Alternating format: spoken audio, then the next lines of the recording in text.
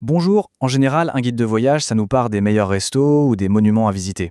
Mais qu'est-ce qui se passe quand un guide, au lieu de ça, nous dessine la carte d'une économie entièrement clandestine? C'est ce qu'on va faire aujourd'hui, on va décortiquer un guide en ligne sur l'industrie du sexe à Casablanca. Mais attention, pas pour son usage premier, évidemment, mais plutôt pour ce qui nous révèle sur une réalité socio-économique complexe, invisible, qui existe juste sous la surface. Alors, pour bien comprendre cette économie cachée, on va suivre un plan en 6 étapes. On va commencer par la grosse contradiction entre la loi et la réalité, puis on regardera les raisons économiques qui nourrissent tout ça. Ensuite, on va littéralement cartographier les lieux et les règles du jeu, avant de voir ce qu'il y a au-delà du marché principal, et on conclura sur ce que tout ça nous dit finalement sur la société marocaine. Allez, on commence par le cœur du problème. Pour vraiment saisir la dynamique de Casablanca sur ce sujet, il faut d'abord piger un paradoxe fondamental qui est à la base de toute cette économie. D'un côté, on a la loi marocaine. Elle est on ne peut plus claire, la prostitution, c'est illégal. Point. Mais de l'autre côté, il y a la réalité du terrain. Et là, d'après la source, on nous parle d'une industrie qui est non seulement bien vivante, mais qui fait partie du paysage en fait depuis des centaines d'années. C'est vraiment cette tension, ce grand écart qui explique tout le reste. Et ce décalage, ce n'est pas juste un truc historique. Le travail du sexe est officiellement interdit depuis les années 70, mais dans les faits, cette situation a fait que le Maroc est perçu, par certains, comme une des grandes destinations mondiales du tourisme sexuel. Bon, la question qu'on se pose, c'est comment une industrie illégale peut être aussi présente, aussi durable? Eh bien, la source est très claire là-dessus. Les racines de tout ça ne sont pas à chercher dans le vice, mais bien plus dans la pure nécessité économique. Le guide nous dépeint un tableau assez sombre, en fait, celui de milliers de personnes qui fuient la campagne pour la ville en espérant une vie meilleure et qui se retrouvent face à un chômage de masse et des loyers exorbitants. C'est dans ce contexte, un contexte de survie, que l'économie informelle devient, pour certains, une bouée de sauvetage. La source le dit sans détour. Pour beaucoup de gens, la prostitution n'est pas vraiment un choix. C'est souvent la dernière porte de sortie dans un quotidien de pauvreté et de précarité, surtout dans les immenses bidonvilles qui ceinturent la ville. Forcément, une économie qui naît du besoin, elle finit par se structurer, par créer sa propre infrastructure. Alors comment ce marché s'organise-t-il? Eh bien, le guide nous révèle une organisation qui est en fait étonnamment sophistiquée. On pourrait s'attendre à quelque chose de chaotique, mais pas du tout. Le marché est très structuré. Le guide identifie 4 canaux principaux. Il y a la location d'appartements ou de villas, bien sûr. Il y a la vie nocturne, les bars, les clubs. Il y a aussi des lieux publics plus discrets, comme les cafés. Et enfin, évidemment, il y a Internet, avec des plateformes en ligne qui ont complètement numérisé le secteur.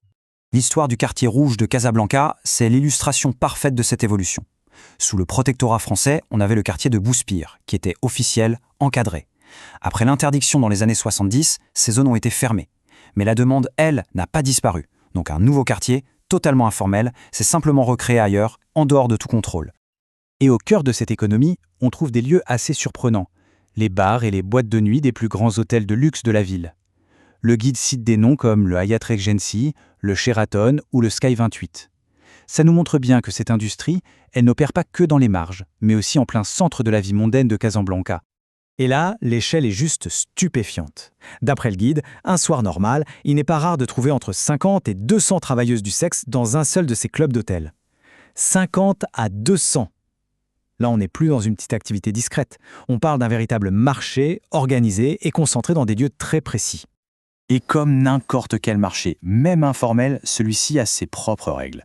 Le simple fait qu'il existe un guide, ça nous dit qu'il y a un code, des usages non écrits qu'il faut connaître pour s'y retrouver. Le guide donne même un prix de référence. 1000 dirhams, c'est à peu près 100 $. C'est présenté comme le tarif de base pour une nuit. Le fait qu'il y ait un prix standard comme ça, c'est encore une preuve qu'on est face à un marché mature, avec des codes bien établis. Mais attention, ce prix standard, ce n'est qu'un point de départ. Le marché est très segmenté. Sur Internet, on peut trouver des tarifs à 300 dirhams, alors que dans un club d'hôtel un peu chic, ça peut monter jusqu'à 3000. Le lieu, la plateforme, le client, tout ça fait varier le prix. Et la négociation, c'est toujours la clé. La source utilise une comparaison très parlante. Il faut négocier, tout comme on fait des affaires dans les bazars. C'est révélateur, non? Ça veut dire que les règles de cette économie souterraine, en fait, elles sont le miroir de pratiques commerciales et culturelles beaucoup plus larges et bien ancrées. Le guide va même jusqu'à donner des conseils très pratiques pour gérer le risque légal. Par exemple, si la police débarque tard le soir, la consigne c'est de prendre des taxis séparés. C'est un rappel constant que, même si ça a l'air banalisé, l'activité reste illégale et donc risquée. Bon, les clubs d'hôtels, c'est la partie la plus visible de l'iceberg. Mais le guide explore aussi d'autres aspects du marché et nous révèle une économie encore plus diverse qu'on ne l'imagine. Cette cartographie du marché est vraiment fascinante. On voit très clairement 3 niveaux. Il y a les indépendantes qui travaillent plutôt dans les cafés, où les prix se négocient au cas par cas. Ensuite, le segment en ligne, avec des sites comme Afribaba, où les tarifs sont plus bas et plus fixes. Et enfin, le haut du panier, les clubs d'hôtels, où les prix peuvent être 10 fois plus élevés. Le guide lève aussi le voile sur une scène gay et lesbienne clandestine. Et là, c'est une double illégalité, puisque les actes homosexuels sont eux-mêmes explicitement interdits par la loi. C'est un autre exemple frappant de la façon dont la réalité sociale se construit en marge du code pénal. Au final, après avoir vu les aspects économiques, logistiques, sociaux, la question de fond, elle reste. Qu'est-ce que l'existence même d'un guide pareil nous apprend ? En fait, ce guide, c'est une sorte de carte dessinée par les usagers eux-mêmes. Il vient combler le fossé gigantesque qu'il y a entre la loi, ce qui est écrit, et la pratique de tous les jours. C'est un véritable mode d'emploi pour un monde que les textes officiels font semblant d'ignorer. Donc pour résumer, ce qu'on a vu, c'est un véritable écosystème. Il part d'une contradiction de base entre la loi et la réalité, il est alimenté par la précarité économique, et il s'est organisé avec une infrastructure hyper sophistiquée, avec ses lieux, ses prix, ses règles. C'est un monde parallèle qui fonctionne en fait au vu et au su de tous. Finalement, ce guide nous laisse avec la question que l'on voit à l'écran: que révèle le besoin d'un guide public aussi détaillé sur les limites de la loi à façonner le comportement humain et la réalité économique ? C'est une question fondamentale et elle reste ouverte. Merci d'avoir suivi cette analyse.